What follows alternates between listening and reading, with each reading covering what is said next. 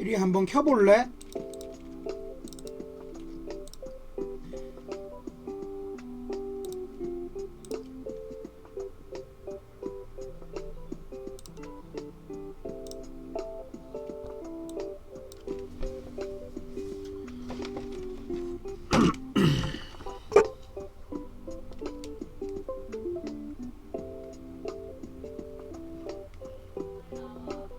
소리 잘 나와?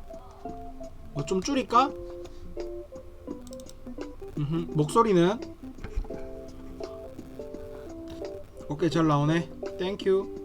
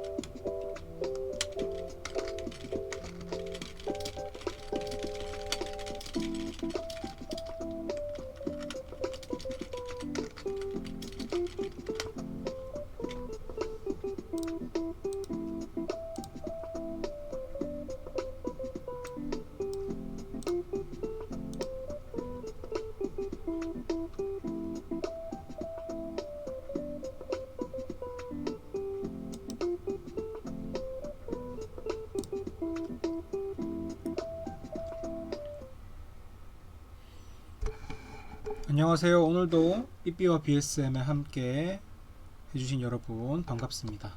오늘도 같이 이렇게 해야 되죠? 오케이, 목소리만 나갔네요. 오늘도 삐삐와 BSM에 함께 해주신 여러분들 감사하고요. 삐삐가 일신상의 이유로 누워서 자고 계십니다. 그래서 우리 여러분 BSM 하고 계시면 제가 삐삐를 데려올게요. 아, 김창두님 안녕하세요. 반갑습니다. 같이 BSM 했으면 좋겠고요. 질문 있으면 언제라도 던져주시면 감사하겠습니다. 오늘 니고데모 본문인데 좀 여러 단어나 니고데모 본문이 여러 단어나 표현들이 되게 원래 이게 왜 안 바뀌었을까요?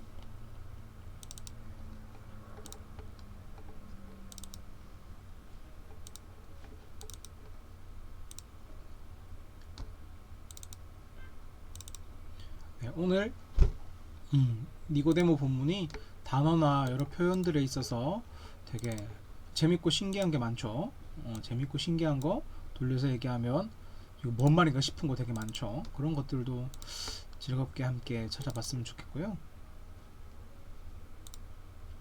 그 외에도 여러분들이 깜짝깜짝 놀랄만한 아주 신비한 질문들 많이 던져주시더라고요. 그런 것도 공유해 주시면 너무 감사하겠습니다. 각자 BSM 하면서 그러면 중간중간 궁금하신 것들 있으면 질문 던져주세요.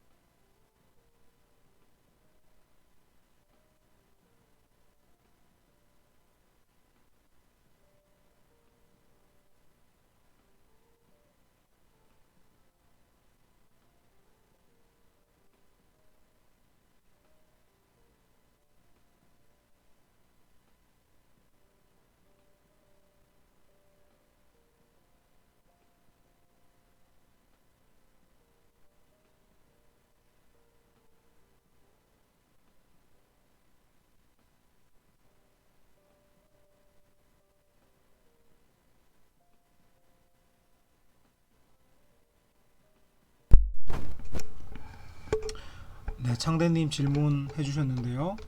성령으로 난다는 건 안에 성령님이 거하신다는 건가요? 라고 물어보셨는데 정확합니다. 그렇죠?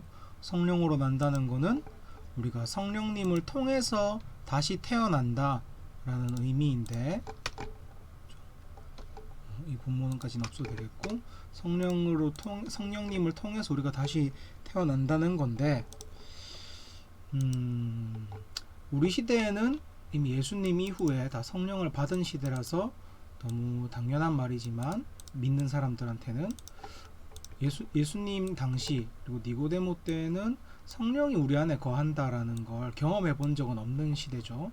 그리고 우리 시대에도 믿는 사람들은 성령으로 거듭나서 내 안에 성령님이 거하시는 것들을 경험할 수 있지만, 아직 믿음이 없으신 분들 같은 경우에는 성령으로 거듭난다, 성령이 우리 안에 있다 라는 것이 어떤 것인지 경험으로도 또 이론적으로도 모르시기 때문에, 이 성령으로 난다는 게 성령님이 우리 안에 거한다는 되게 당연한 건데도 니고데모는 여기서 이해하지 못하는 그런 모습으로 나오는 거죠.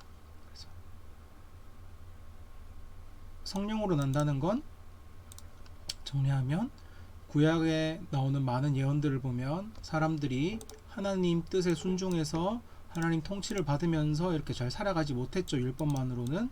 그래서 에스겔서라던가 이사야서 같은 데 보면 하나님이 그날에 성령을 주셔서 내 백성이 내 통치를 잘 받을 수 있는 그런 존재가 될 수 있게 하겠다.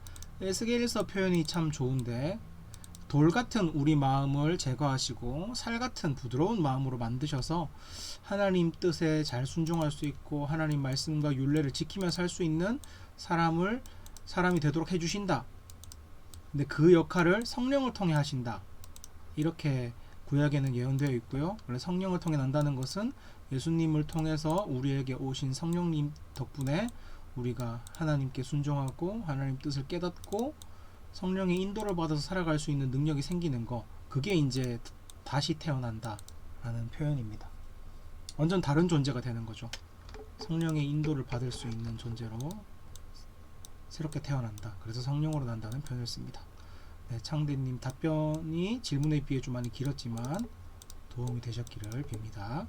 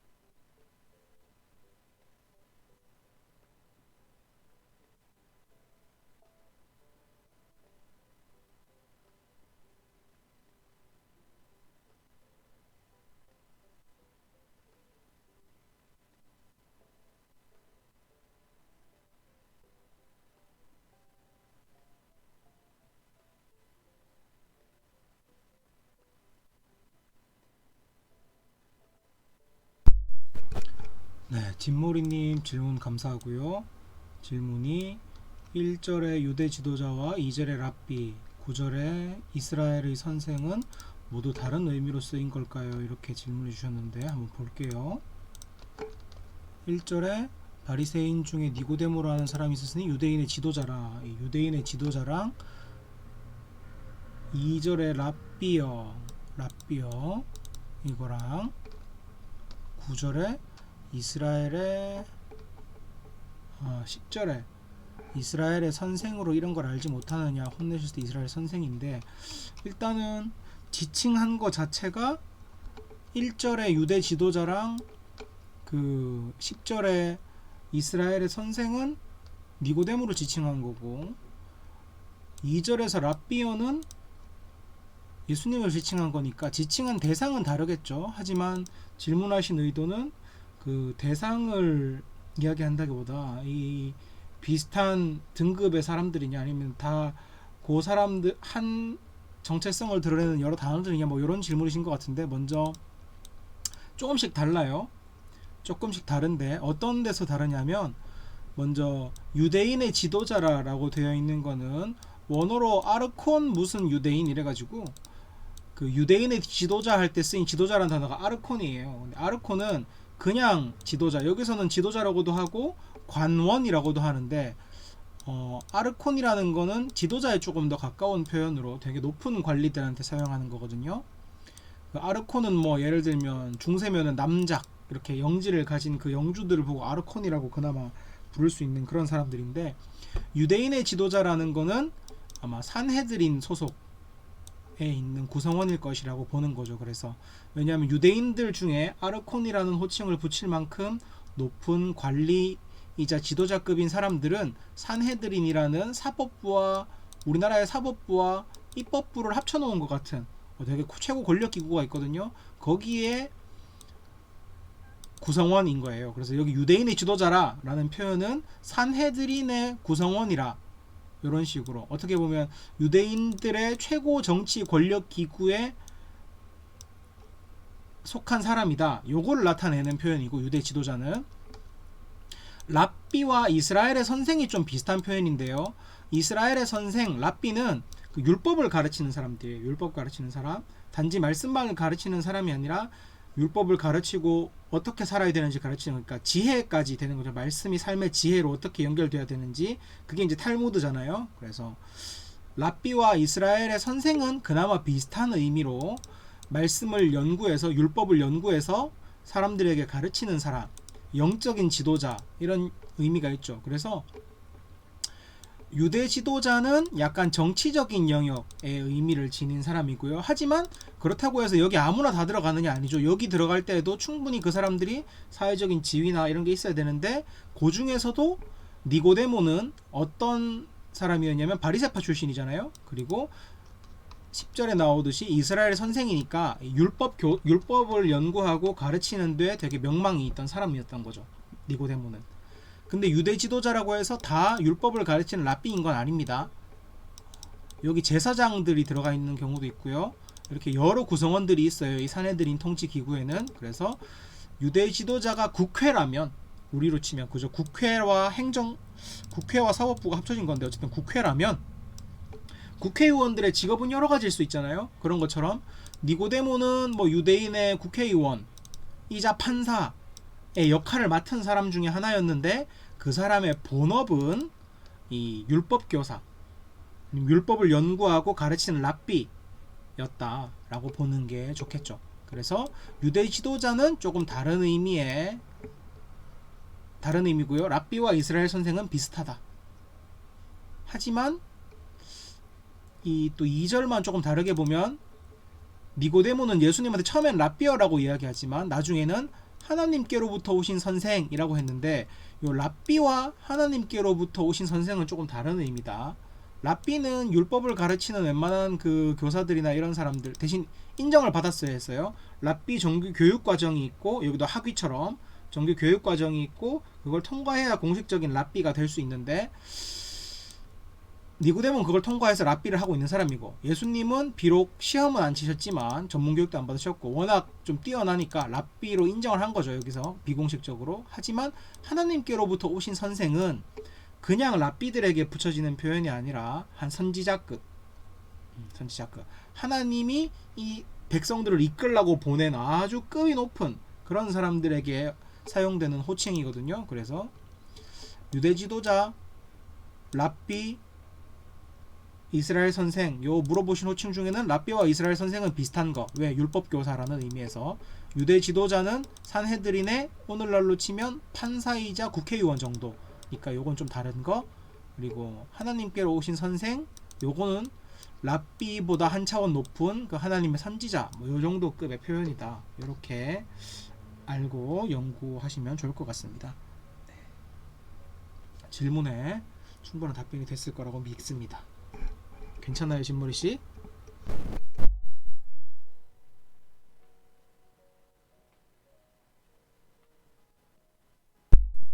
네, 따봉 감사합니다.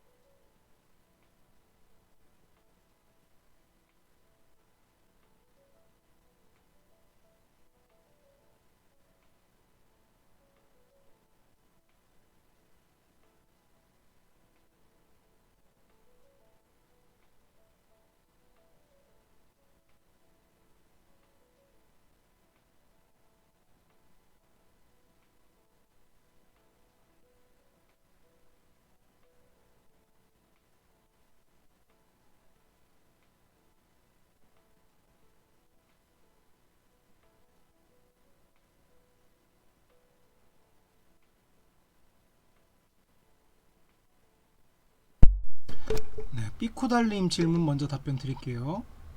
삐코달님이 9절에 이런 일은 무엇일까요? 라고 질문해 주셨는데, 네, 창든님 질문도 그 삐코달님, 진모리님 다음으로 바로 답변해 드리도록 할게요. 자, 제가 본문을 한번 보겠습니다. 과연 9절이 뭔지. 자, 9절. 니고데모가 대답하여 이르시되 어찌 그러한 일이 있을 수 있나이까.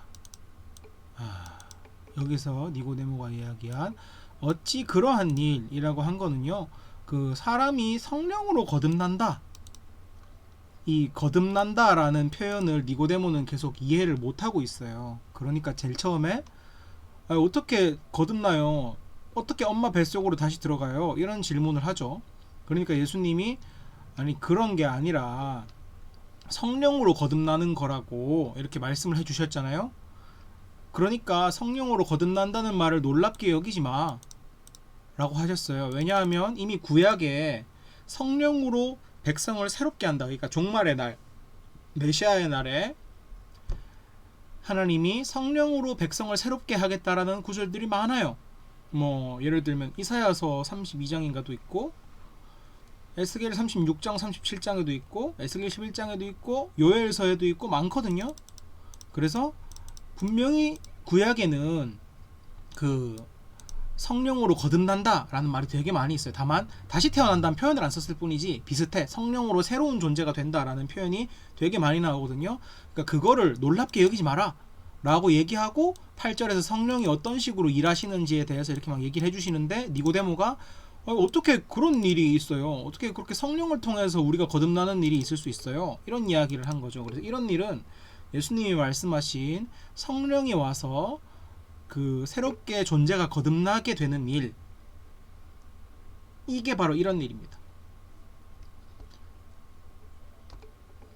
그래서 예수님은 그래서 10절에서 예수님이 이렇게 얘기하시는 거예요. 야, 넌 이스라엘 선생으로서 이러한 것, 그러니까 이런 일이죠. 이런 일들 모르냐? 성령으로 거듭난다는 거 모르냐? 구약 말씀에 그렇게 많이 나와 있는데 너는 이스라엘 선생, 구약 율법 교사로서 그런 거 에스겔에도 나오고 이사야에도 나오고 어디 나오고 어디 나오는데 너 그거 몰라? 성령으로 거듭나는 이야기? 종말의 날에 성령으로 거듭난다는 이야기 못 들어봤어? 이런 식으로 10절에서 예수님이 되물으시는 겁니다. 그래서 이런 일은 성령으로 거듭나는 거, 그 일 그 자체를 이야기하는 거죠. 그러면 그 바로 이어질 수 있겠네요. 진모리 씨의 질문이 8절, 바람의 해석은 실제하지만 불가해한 상태.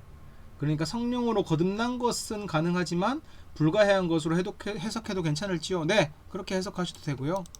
말 그대로 그거죠. 바람은 실제하지만 바람이 불어오는 게 우리가 어떻게 어디서, 물론 우리 시대에는 바람이 어디서 시작돼서 오는지는 알아요. 하지만 예수님 시대잖아요. 그러니까 바람이 어디서 어떻게 불어오는지, 바람이 불어온다는 거 우리 눈으로 볼 수도 없고 알 수도 없어요. 우리의 원리로 설명할 수도 없어요. 하지만 우리는 뭘 경험해요? 바람이 오는 거를 바람을 맞음으로써 경험해요. 그것처럼 성령도 어디서 어떤 원리로 우리를 새롭게 하는지, 그러니까 성령으로 거듭나서 새롭게 된다 그랬는데, 성령을 통해서, 그 구약은 그러거든요. 성령을 보내서 돌 같은 마음을 우리에게서 제거하고 살 같은 부드러운 마음을 주신다, 뭐 이런 표현들이 있어요. 근데 그게 어떻게, 어떤 방법으로, 어떤 원리로, 그건 몰라. 우리는 알 수 없어. 하지만 뭔 알아요? 성령이 왔을 때 우리가 그렇게 살 수 있게 되는 걸 경험하는 거예요. 그래서 바람의 원리, 바람이 어디서 오는지 이런 거 우리가 알 수 없어도 바람을 경험하면서 그 바람의 실제함을 알듯이, 성령님이 어떤 원리로 어떤 식으로 누구에게 와서 왜 일하시는지 나오는구나. 어떤 원리와 어떤 때에 찾아오시는 그런 거는 내가 다 알 수 없지만 확실한 건 뭐예요? 성령이 우리에게 오셔서 우리는 그걸 경험했죠. 성령으로 거듭난다는 거 우리는 설명할 수는 없어도 이 경험을 통해서 알 수 있다는 거예요. 그래서 이제 불가해한 상태라는 표현을 써주셨는데, 적절한 표현이지만 약간 좀 어려운 표현이라서 그냥 풀어봤습니다.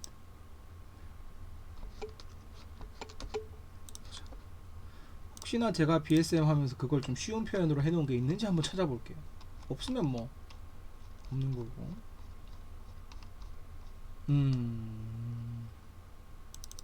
그렇군. 이겁니다. 바람에 대한 비유를 이제 예수님이 들어주셨는데, 니고데모가 하나님 나라에 들어가기 위해 성령으로 거듭나야 된다고 이야기는 했어요. 예수님이 니네도 하나님 나라 들어가려면 거듭나야 돼 라고 얘기했어요. 근데 거듭나는 방법에 대해서는 여전히 해소하지 못했어요. 니고데모는. 그런 니고데모에게 말씀해 주시는 거예요. 바람의 비유를 들어서. 바람이 또 푸뉴마, 헬라어로 푸뉴마인데 바람, 그리고 푸뉴마는 바람으로도 해석되고 성령으로 해석되거든요. 예수님이 지금 말장난 하시는 거죠. 예수님이 거듭나야지 하나님 나라 들어갈 수 있어 라고 이야기하시는데, 니고데모는 여전히 근데 거듭나는 거 어떻게 해요? 이 질문을 해결하지 못하니까 예수님이 바람이랑 비슷해.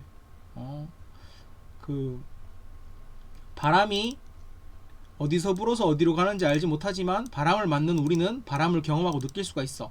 성령의 사역도 이와 같아. 우리가 어떻게 거듭나느냐고? 바람이 어디서 불어서 어디로 가는지 설명 못하듯이 성령이 어떻게 와서 어떻게 우리를 변화시키는지 우리는 다 설명할 방법은 없어. 하지만 어떻게 거듭나게 되는지, 그러니까 구약에 많이 나오는 어떻게 성령을 쫓아서 하나님 뜻대로 사는 백성으로 변화될 수 있는지 설명할 방법은 없어. 하지만 성령을 받으면 그걸 경험하게 되고 우리는 거듭나게 돼. 요거를 이제 바람의 비유를 통해 이야기해 주는 거예요. 원리로 알 수 있는 게 아니라 경험으로 너 깨닫게 될 거야, 성령을 받으면. 그리고 김창대님 질문이 바람과 성령이 거하는 사람의 공통점이 있나요? 라는 질문을 해주셨는데, 방금 드렸던 답변에서 좀 되겠죠. 바람이라는 표현을 예수님이 쓰신 것 자체가 성령과 바람이 같은 단어예요. 같은 단어를 쓰기 때문에 프뉴마라는 같은 단어가 바람으로도 쓰이고 성령으로도 쓰여요. 그래서 예수님이 말장난을 하시면서 성령과 바람의 공통점을 통해서 성령의 특성을 설명해 준 거예요.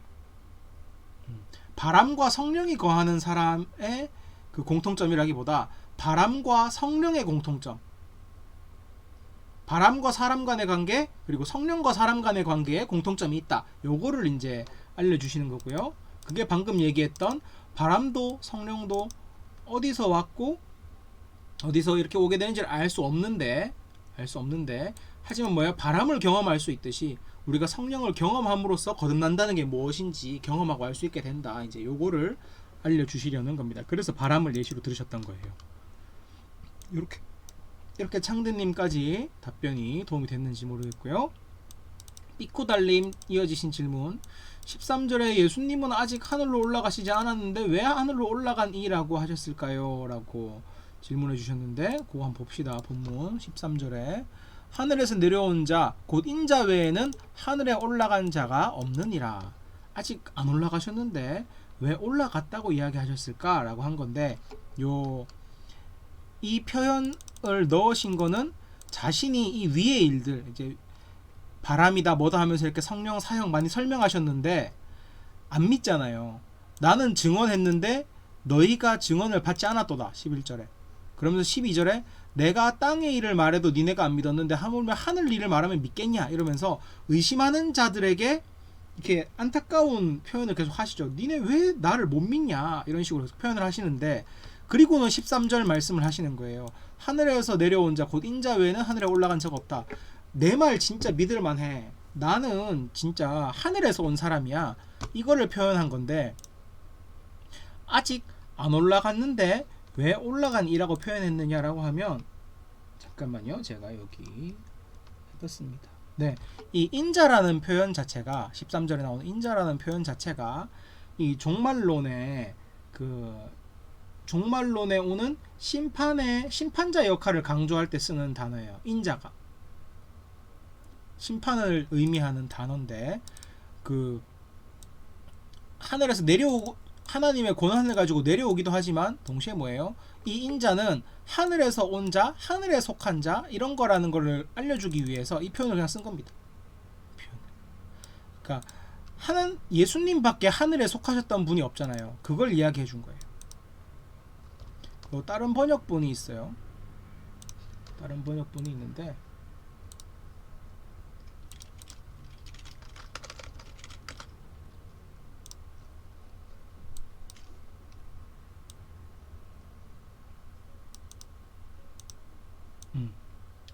성경에서도 이 하늘에 올라갈 자는 있잖아요. 하늘에 올라갈 자 물론 있어. 하나 더 있는데 그 옛날에 아주 구약 때 하나님이랑 동행하다가 올라간 사람 있잖아요. 그 사람도 있고 이사야도 있긴 있는데, 그 메시아적인 의미에서 하늘에 올라갈 존재는 인자밖에 없거든요. 그래서 이거는 아직 일어나지 않은 일이지만 자신이 인자시라는 거를 얘기해 주는 거예요. 내가 인자다. 내가 심판의 날에 올 그 인자다. 심판을 가지고 올 그 인자다. 왜냐하면 그 구약에 나온 수많은 예언 중에 그 인자 말고는 하늘에 올라갈 메시아에 관해서는 인자 말고는 하늘에 올라가는 존재가 없거든요. 그러니까 그 말씀이 얘기하는 게 나야. 심판의 날에 온다는 그 인자가 나야. 그러니까 이 12절 위에 있는 이 말들 니네 제발 좀 믿어, 이런 이야기를 하는 거예요. 그래서 논리적으로 이 말은 틀렸죠. 아직 하늘에 안 올라가셨으니까. 하지만 예수님은 뭐냐면 구약에 있는 예언에 있는 인자 말씀을 가지고 와서 그걸 자기한테 적용하는 거예요. 그게 나다.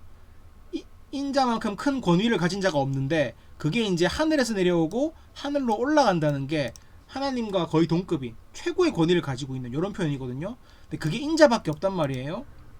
그 인자가 나다, 요걸 알려주려고 구약적인 표현을 가지고 와서 자기를 이렇게 나타내신 겁니다.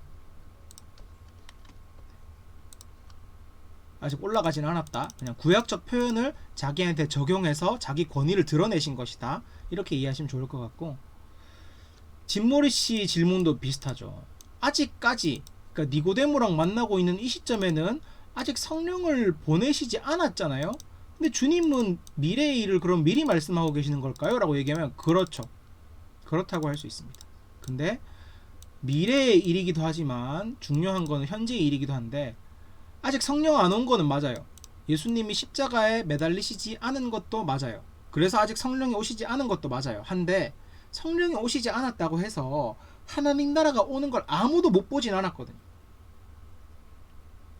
아무도 못 보지 않았어요. 왜냐하면 동방박사만 예를 들어도 그 사람들은 말씀을 보고 이 메시아가 이 땅에 온다라는 걸 알고 그 막 몰약과 이런 선물을 바치면서 메시아의 탄생을 축복하고 축하하러 오잖아요. 동방박사들. 그러니까 말씀에 깨어있고 하나님 나라가 온다라는 그 관점을 가지고 이 말씀을 보고 연구한다면 성령을 받았을 때처럼 완전히 알진 못하지만 하나님 나라가 온다는 걸 깨달을 수 있었을 거예요. 누구처럼? 아까 동방박사 얘기도 했지만 침례요한처럼. 침례요한도 구약의 말씀들과 하나님의 계시를 통해서 뭘 알아요? 하나님의 시대가 왔다. 메시아가 올 시대가 왔다. 근데 침례요한도 아직 성령이 없으니까 온전히 알진 못하잖아요. 하지만 그래도 자기가 최대한 노력해서 하나님 나라에 대한 완벽한 그림은 몰라도 어느 정도 알고 있단 말이에요. 근데 니고데모쯤 되면 엄청난 율법 교사고 그것도 사내들인에 들어갈 만큼 아주 권위 있는 사람인데 진짜 말씀에 깨어서 말씀을 연구하고 봤더라면 사실 예수님한테 반응할 수 있었어야 됐거든요. 반응할 수 있었어야 됐어요. 근데 반응하지 못하죠. 왜냐하면 그 19절 20절 이런 데 보면은 악인들이 왜 빛을 받아들이지 못해요? 자기들 삶에 눌러 앉는 거예요.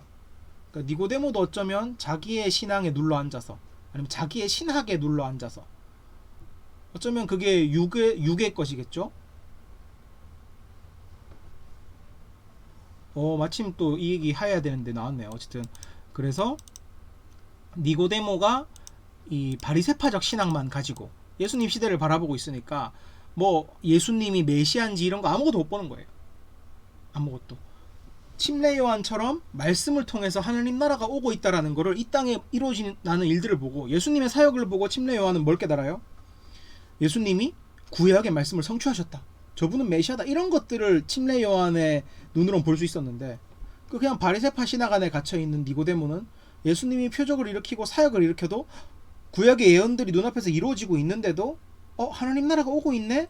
라는 거를 그렇게 말씀 열심히 연구하는 사람인데도 모르는 거죠. 바리새파 신앙에 갇혔다고 생각할 수 있어요. 그러니까 성령이 없더라도 진짜 말씀에 깨어있고 어떤 하나님의 뜻을 계속 갈망하면서 연구하던 사람들은 반응했어요. 침례요한, 동방박사 이런 사람들은 하나님 시대에 반응했어요. 하지만 니고데모는 못했어요. 그러니까 예수님은 안타까워하셨고 니네 그렇게 말씀 보는데도 왜 이걸 보고 내 하나님 나라 오는 거 모르냐? 성령 없이도 할 수 있다는 거죠. 그 정도는. 하지만 예수님이 계속 이 말씀을 니고데모한테 성령 말씀을 계속 하시는 이유도 한번 생각해 봐야 돼요. 니고데모가 아직은 다 못 깨달았잖아요. 근데 지난번 2장 성전 사건이 있을 때 제자들 기억나시나요? 제자들이 그 당시에는 예수님이 무슨 말씀하시는지 왜 이런 행동하시는지 다 깨닫지 못했지만 주님이 부활하신 이후에는 그걸 다 깨달았다고 되어 있잖아요.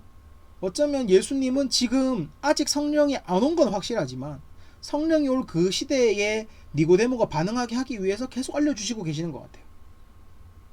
성령에 반응해야 돼. 성령에 거듭나야 돼. 니네 지금 바리새파 신학이나 이런 것들 그 기득권의 눈으로 성경을 읽어가지고 반응하지 못하고 있으면 안 돼. 하나님 나라가 오고 있어. 반응해야 돼. 계속 말씀하고 계시는 거예요.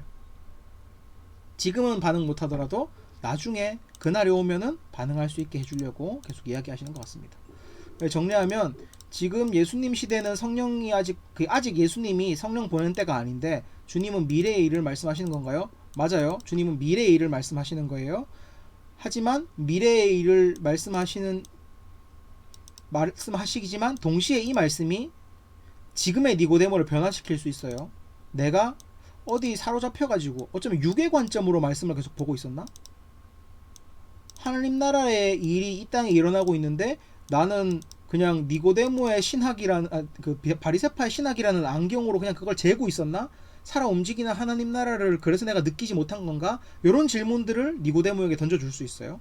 니고데모가 안경을 벗을 수가 있죠. 그러면 그래서 주님은 미래의 일을 말씀하시면서 니고데모에게 지금 변화의 기회를 주시는 것이기도 하고 미래에 니고데모가 변화를 알아볼 수 있게 미리 이렇게 씨를 뿌려 두시는 거라고도 할 수 있을 것 같아요. 하지만 니고데모는 좋게 안 끝난다는 거 안타깝게도.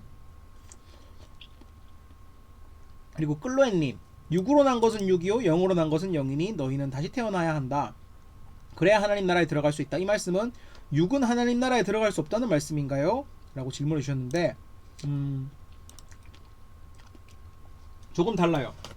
이것을 좀 더 정확하게 파악하려면 여기서 얘기한 영과 육이 무엇인지를 알아보는 게 중요하겠죠. 영과 육이 6절이죠.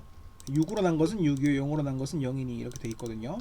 그래서 이게 어떤 것이냐, 6절을 해석하는 데는 두 가지 견해가 좀 강한 것 같아요. 강한 견해로 두 가지가 있어요. 지지를 많이 받는 견해가. 하나는 뭐냐면 예수님이 앞에서 거듭나는 거에 대해서 이야기하니까 거듭나지 아니하면 하나님 나라를 볼 수 없느니라 이렇게 얘기하니까 니고데모가 사람이 늙으면 어떻게 날 수 있어요? 어떻게 엄마 뱃속으로 다시 들어가요? 이런 이야기를 하고 예수님은 뭐예요? 물과 성령으로 나야지 이렇게 이야기해요. 그러니까 육으로 난 것은 육이요 영으로 난 것은 영이다가 예수님이 너 하나님 나라 들어가려면 거듭나야 돼 라고 이야기했는데 하나님 나라는 이것은 뭐랄까 헬라 철학에 나오는 영육의 완전한 이분법이랑 달라요. 육신과 영혼의 분리 상태가 아니에요. 하나님 나라의 것, 하늘의 것, 하나님 나라 요게 영에 속한 것이고 땅의 나라, 세상 이런 것들이 이제 육이라고 그냥 표현하는 거예요.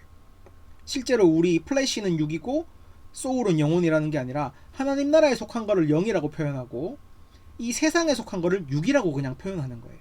땅에 속한 것을. 그렇게 보고 6절을 보셔야 되는데 거듭나면 하나님 나라에 들어갈 수 있다라고 얘기하면 하나님 나라를 가려면 거듭남이 필요해. 하나님 나라는 뭐예요? 영적인 거잖아요. 근데 니고데모는 뭘 얘기하고 있어요? 육적인 걸 얘기해요. 이 땅에서 이야기하는 거듭남. 하나님 나라는 영적인 나라에 들어가야 되는데 니고데모는 엄마 뱃속에서 다시 태어난다라는 아주 육체적인 태어남에 대해서 이야기하는 거예요. 그리고 예수님이 말도 안 되는 소리 하지 마. 육체적인 것은 그냥 육체적인 거야. 네가 얘기하는 것은 이 땅에서 다시 태어나는 거 이야기하는 거잖아. 엄마 뱃속에 다시 들어간다는 건. 근데 지금 우리는 하나님 나라 이야기하고 있잖아. 영에 속한 거. 그러니까 하나님 나라로 다시 들어가기 위한 거듭남은 영적인 거듭남 아니겠니? 그래서 육으로 난 것은 육이요 영으로 난 것은 영이다. 네가 말하는 육으로 난 것은 육. 네가 말하는 엄마 뱃속에 들어갔다 다시 태어나는 거는 그거는 이 땅에서 이야기하는 다시 태어난다는 거고 지금 우리는 영, 하나님 나라로 들어가기 위한 다시 태어남에 대해 이야기하는데 그건 뭐겠니? 영적으로 다시 태어나는 걸 이야기해. 그래서 그런 관점에서 6절에 육으로 난 것은 육이요 영으로 난 것은 영이다 이렇게 하면은 육이 하나님 나라에 들어갈 수 없다는 게 아니라 우리가 영적으로 새로운 존재가 돼야지 하나님 나라에 들어간다 이런 말인 거죠. 영적으로 완전 새로운 존재가 돼야 하나님 나라에 들어간다. 그게 이제 예수님 논리에서는 성령을 받는 존재가 되어야 그리고 성령을 받아서 하나님을 쫓을 수 있는 존재가 되어야 그럼 이제 영적으로 거듭난 거잖아요. 그게 그래야 하나님 나라 들어갈 수 있다 이런 얘기니까 육체는 두고 영혼만 간다가 아니라 이제 거듭나야 될 것은 네 이 세포 이 육체 얼굴 몸 이게 거듭나는 게 아니라 네 존재 네 영혼 이 하나님을 쫓아서 하나님을 쫓지 못하던 죄인에서 성령을 받아 하나님을 쫓을 수 있는 그런 성령 받은 존재로 영적으로 거듭나야 된다, 이 얘기를 한 거죠. 그래서 6도 하나님 나라 들어갈 수 있습니다. 그리고 두 번째로 6절을 6으로 난 것은 6이요 0으로 난 것은 0이라고 하는 해석이 또 뭐냐면, 요거는 제가 적어놓은 걸 한번 봐야 될 것 같아요.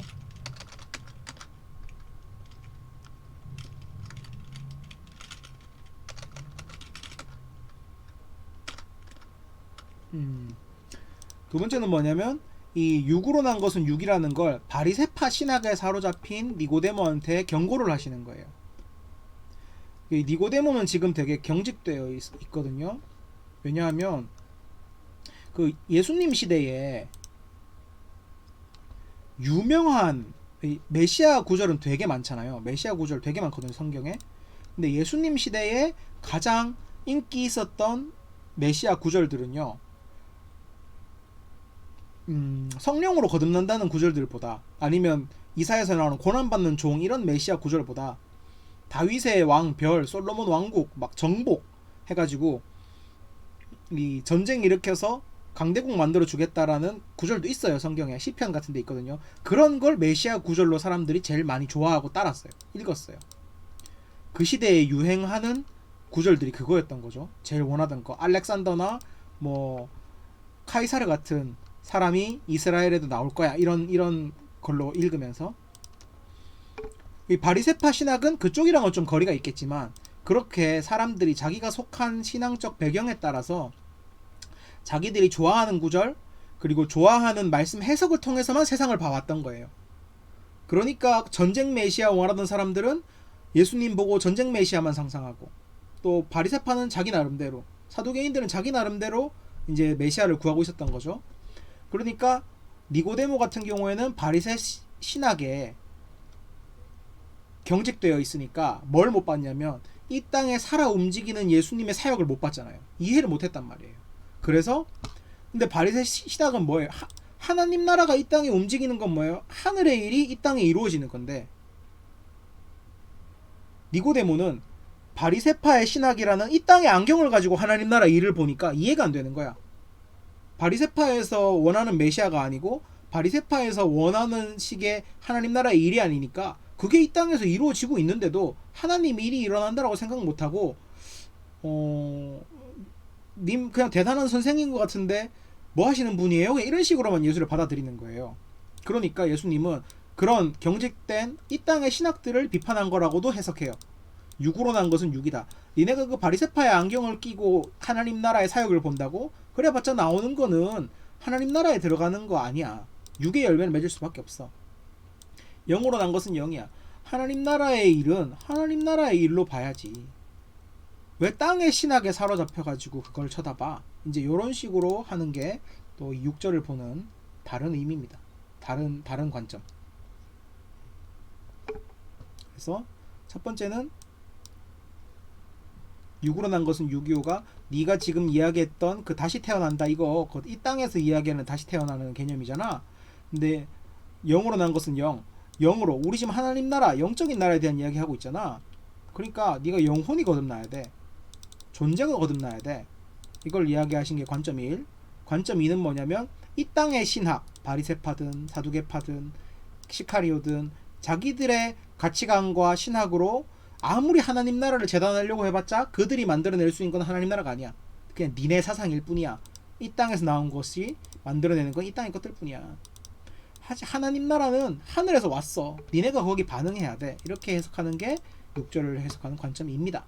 그래서 클로에님이 해주신 질문과 조금 다를 수는 있지만, 어쨌든 이 6절 내용이 영만 하나님 나라 가고 육체는 하나님 나라 못 간다, 이런 게 아니라 하나님 나라를 위해 우리의 영, 존재가 새롭게 변화되어야 된다 라는 걸 의미한다는 거, 짧게는 그렇게 정리해 볼 수 있겠네요. 벌써 9시 반이네요. 감사합니다. 오늘 여러분이 질문을 되게 많이 해주셔서 시간이 되게 빨리 갔어요. 진짜 빨리 갔고요. 벌써 9시 반이라서, 네, 클로이님 감사합니다.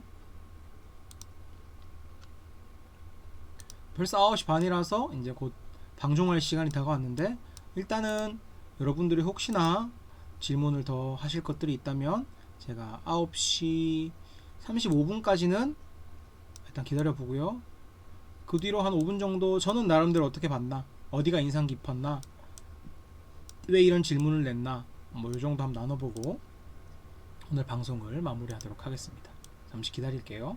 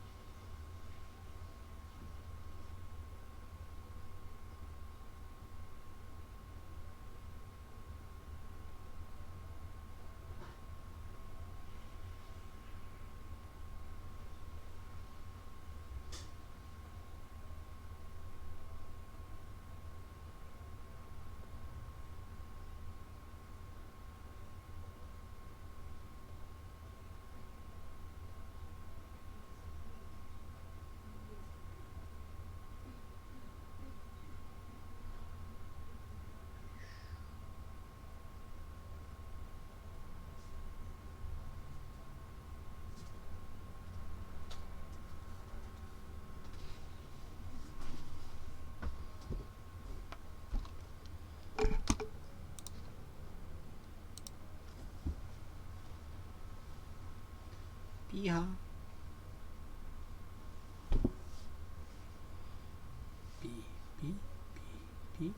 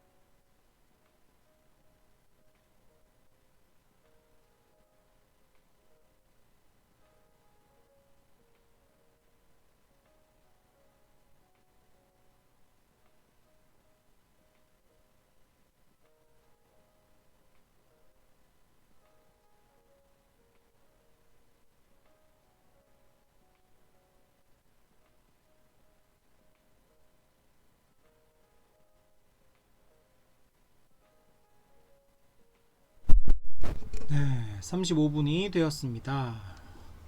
탈주했던 삐삐가 돌아왔고요. 저도 오늘 BSM 한 거 한번 짧게 나눠보고 해보면 좋을 것 같네요. 오늘은 전 나름대로 BSM 하면 제목은 중생은 ING라는 제목을 붙여봤어요. 이번 본문은 되게 예수님이 여러 말씀들 하시고 바람, 모세, 뱀 이런 여러 비유들도 사용하시고 물과 성령, 육, 영 이런 상징적인 단어들이 되게 많이 나와서 그걸 해석하는데 좀 시간도 많이 걸리고 하지만 그래도 그걸 해석해 보면서 되게 많은 재미와 깊은 뜻을 느낄 수 있는 겁니다. 저는 이번 본문 볼 때 팁을 드리자면, 오늘 이 둘이 이야기하는 주제는요, 성령으로 거듭난다는 게 뭔가? 거듭난다는 게 뭔가에 대한 내용이고, 예수님은 성령으로 거듭나는 게 무엇인지를 에스겔서나 이사야서 같은 곳에 나오는 그 구약 말씀들을 통해서 알려주셔요. 엄연히 예수님이 말씀하시는 성령으로 거듭난다 라는 내용은 종말의 날에 분명히 있을 것이라고 구약에 예언되어 있던 내용들이었고요. 예수님은 앞으로 그것이 일어날 것에 대해서 이야기해 주셔요. 그리고 그걸 통해서 사람들이 하나님 나라에 들어갈 수 있다, 성령을 통해서 하나님 나라에 들어갈 수 있다 라고 말씀해 주고 계셔요. 예수님이 그 말씀을 해주고 계시지만 니고데모는 그 사실을 깨닫지 못해요. 그 깨닫지 못하는 니고데모한테 예수님은 성령으로 거듭난다는 게 뭔지 계속 설명해 주셔요. 그리고 나서 마지막에 내가 그 예수님의 십자가 사역이 어떤 것인지 다시 한번 얘기해 주시고, 이걸 통해서 구원을 얻어야 된다고 말씀하시거든요. 그리고 나면은 16절부터 21절까지는 예수님과 니고데모의 대화가 다 끝나고 나서 그 나레이터, 저자인 사도 요한이 예수님의 말씀이 어떤 뜻이었는지를 쭉 풀이해 주는 거예요. 쭉 풀이해 주는 거. 그게 오늘 본문을 보는 방향입니다. 이미 구약에 예언된 성령으로, 종말의 날에 성령으로 거듭나는 일이 있고, 그렇게 하나님 백성으로 하나님 만들어 주신다고 했던 약속들이 구약에 분명히 있다. 그리고 예수님은 그게 나를 통해 이루어질 것이다, 훗날에.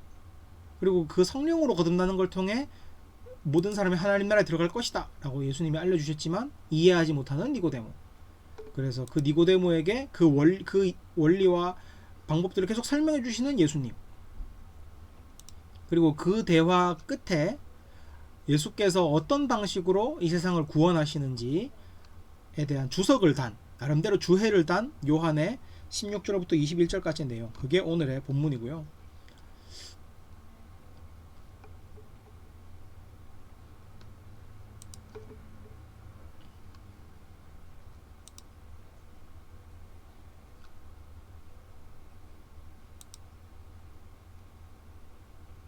네, 접속이 잠깐 끊겼었네요, 제가.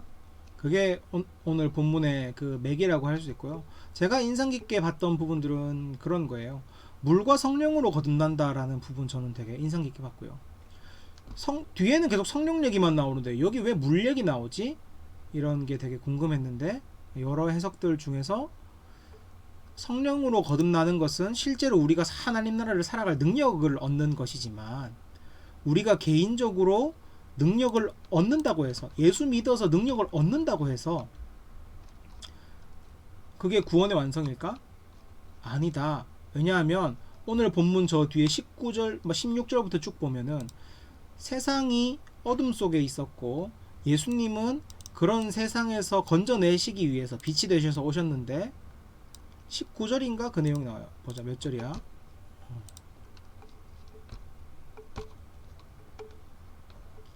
여기 있다.